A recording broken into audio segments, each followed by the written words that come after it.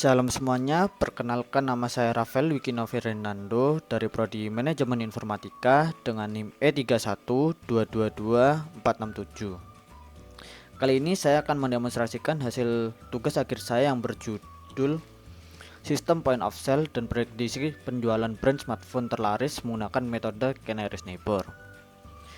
Untuk aplikasinya, saya buat dalam bentuk website, yaitu alias Soler.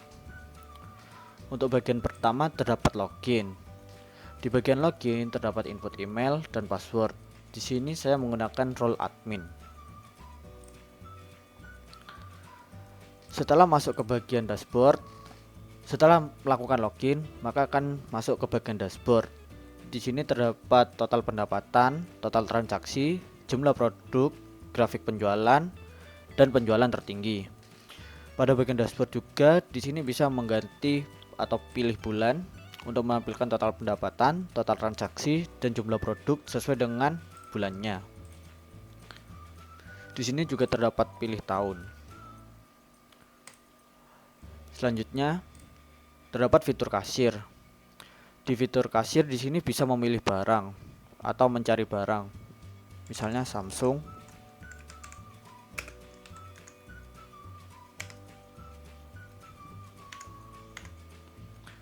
Contohnya Samsung S24 5G. Di sini bisa langsung masuk ke order, bisa pilih lebih dari satu, masuk ke bayar.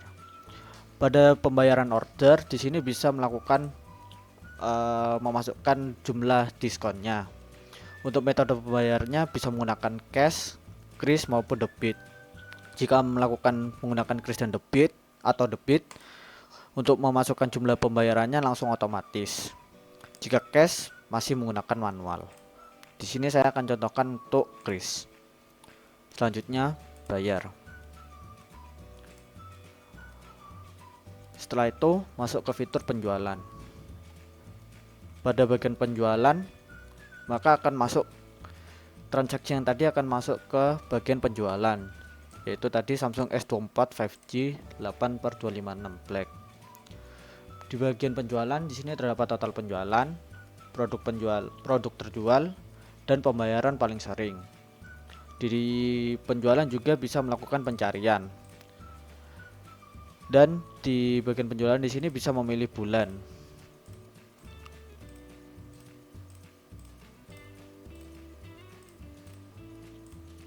Selanjutnya pada bagian pengeluaran. Di pengeluaran ini terdapat total pengeluaran tahun ini, total pengeluaran bulan ini, dan pengeluaran rata-rata bulan ini. Pada ketiga card ini terdapat perbandingan dengan tahun lalu, bulan lalu, dan rata-rata bulan lalu. Pada pengeluaran juga bisa melakukan metode pencarian. Di sini saya contohkan untuk tambah pengeluaran. Misalnya gaji. Untuk kategori pengeluarannya terdapat 3, yaitu pengeluaran bulanan, pengeluaran opsional, gaji karyawan, dan lain-lain.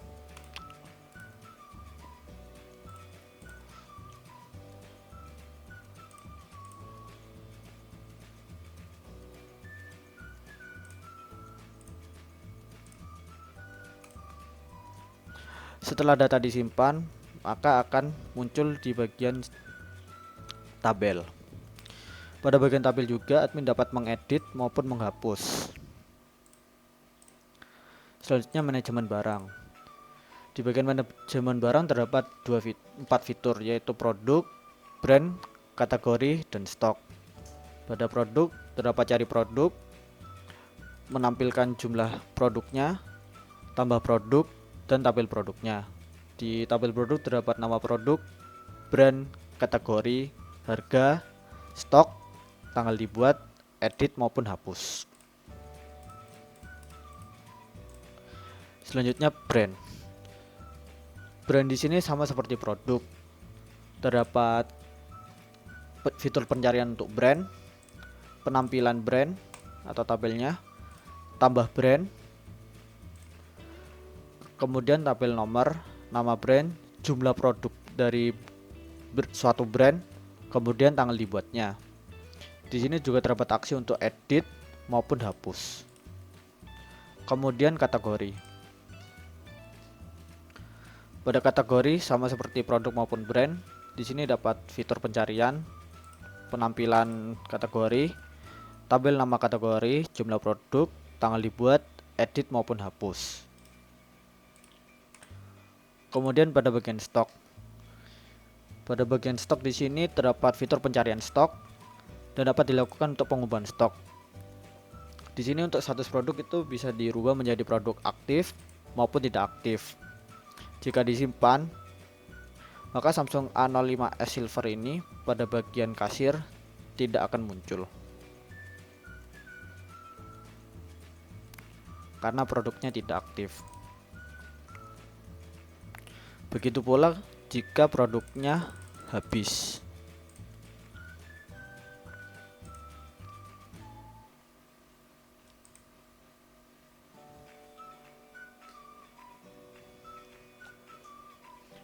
Maka produknya habis maupun status produknya tidak aktif, maka tidak akan muncul di kasir.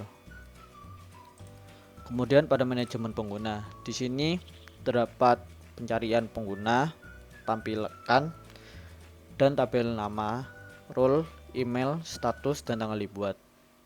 Karena di sini saya hanya menggunakan dua role yaitu admin dan kasir, sehingga pada daftar pengguna hanya terdapat dua.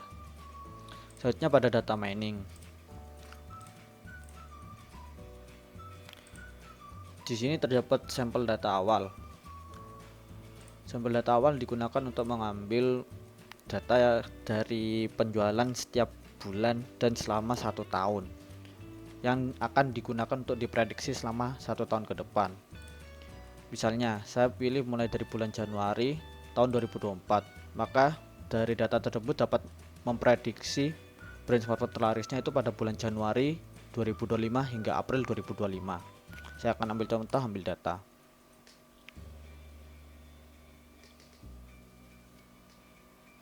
Maka akan ditampilkan data seperti berikut.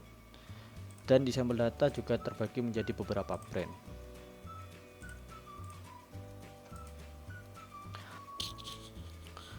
Selanjutnya pada data training di sini merupakan data yang diambil dari sampel data selama 8 bulan awal. Kita langsung ambil saja, ambil data training. Di sini dapat ditampilkan data 1, data 2, data 3, dan target untuk semua brand mulai dari Samsung hingga brand lain yang lainnya.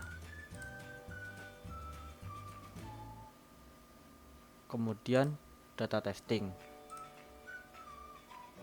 Data testing sama seperti data training, merupakan data yang tetapi perbedaannya data testing ini diambil dari 4 data sampel data akhir.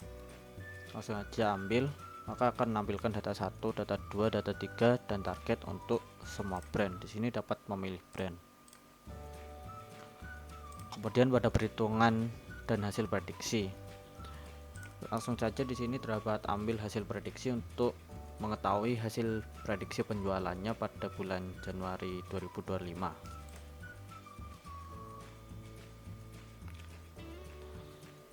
Di bawah ini merupakan hasil prediksi dari perhitungan KNN yaitu Januari 2025 hingga April 2025 seperti yang tadi ditentukan pada sampel data awal. Di sini juga terdapat pilih brand yaitu Samsung, Xiaomi, Oppo, Vivo, Realme, Infinix, Tecno, Nokia, Poco, Itel, iPhone, dan Honor.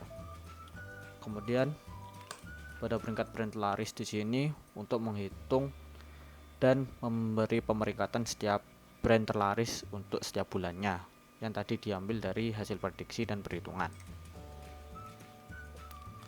Untuk hasilnya seperti tabel berikut.